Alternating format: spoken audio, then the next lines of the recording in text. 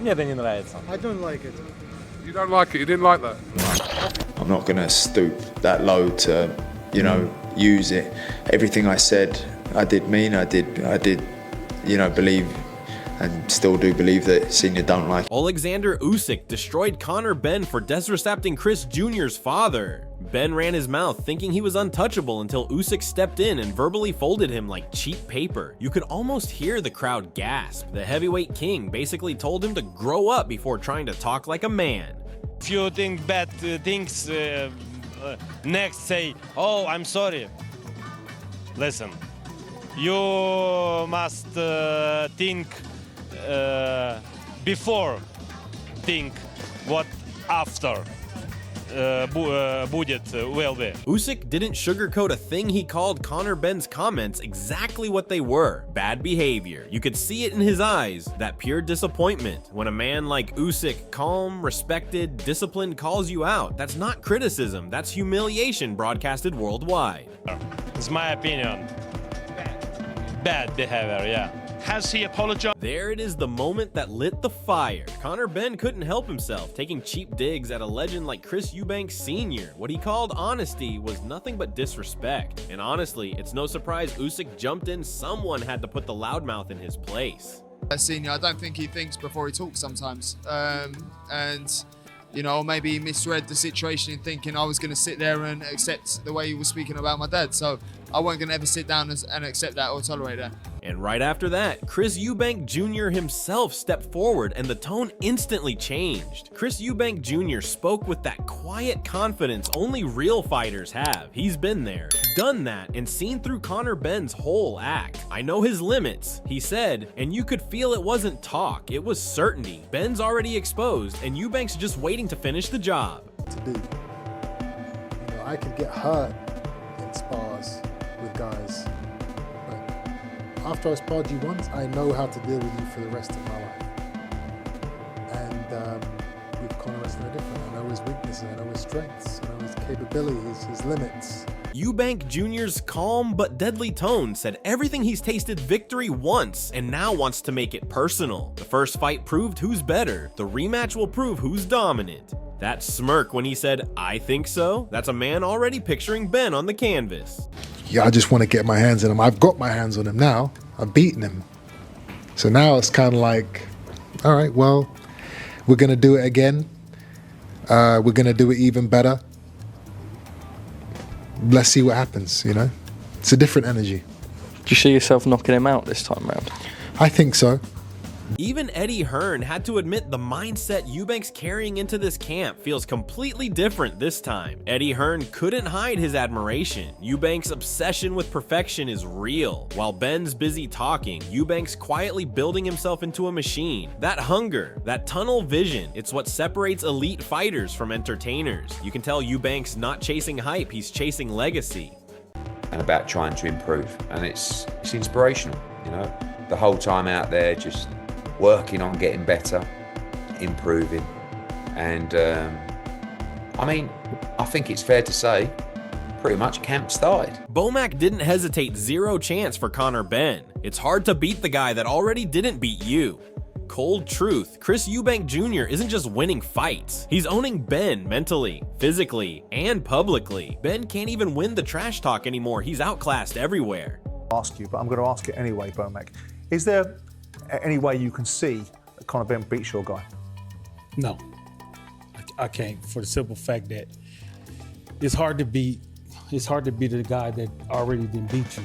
I mean, I can see that Chris is beating him at everything. The press conference, the stare downs, the fight. To me, he got his number, you know. And I think he's going to be in a better position coming into this next fight because Chris knows what to expect out of Ben. Duke McKenzie nailed it. The first Eubank versus Ben clash wasn't just a fight, it was theater. The crowd, the tension, the chaos, pure electricity. But if Ben wants to even match that energy, he'll need more than talk. Eubank's already proven he controls the spotlight. No, you know, like I say, the fight wasn't a letdown because it was a good fight. But as an event, you won't get a better event than that, and they'll have to go some actually to surpass that, or even equal that. Let's just hope they get the same turnout in terms of the numbers. People going through the live gate and watching that fight, because it was a great event. There's no ifs, buts, or maybes. You won't get world title fights that actually are a better event. Johnny Nelson tried to sound positive, but you could hear the doubt in every word. Saying Ben stuck it out isn't praise, it's survival talk. Eubank dominated that first fight, and Ben hanging on doesn't change that. Improvement or not, he's still chasing a man levels above him.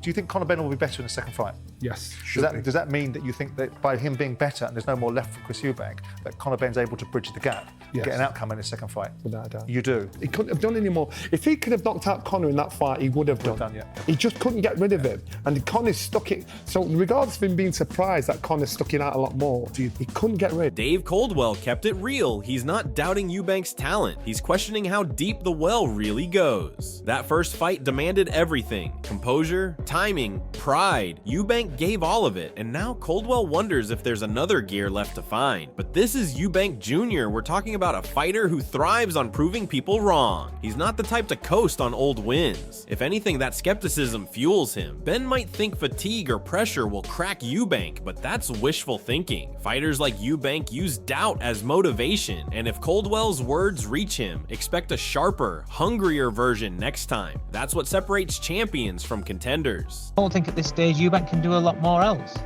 He'll try and do what he did, on fight night. It's whether he can go to the well again. I don't think so.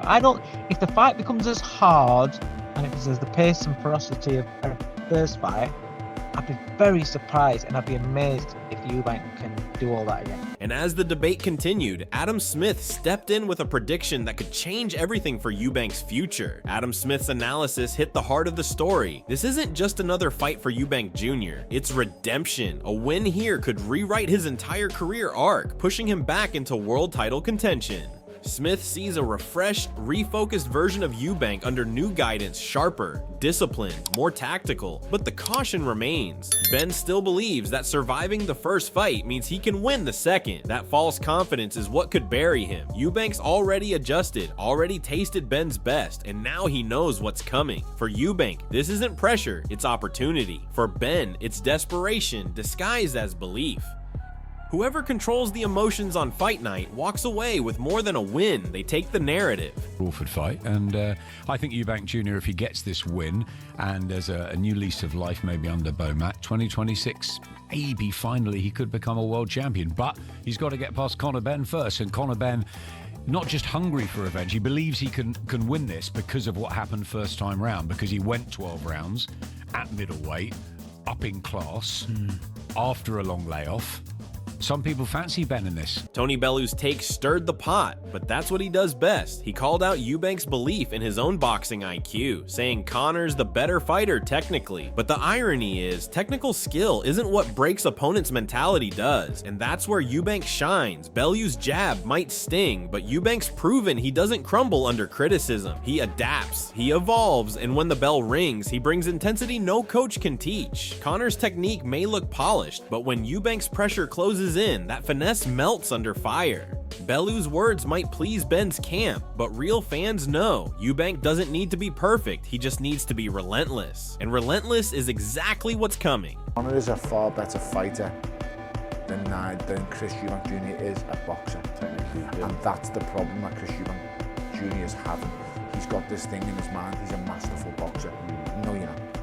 I'm sorry, no, you're not. Barry Jones didn't sugarcoat it. He knows exactly how draining this rivalry has become. The first fight pushed both men to their limits, but it's Eubank who carries the mental edge. Barry's point cuts deep. Conor Benn might have heart, but Eubank's experience makes him the safer bet. He's been through the fire, learned from it, and come out sharper.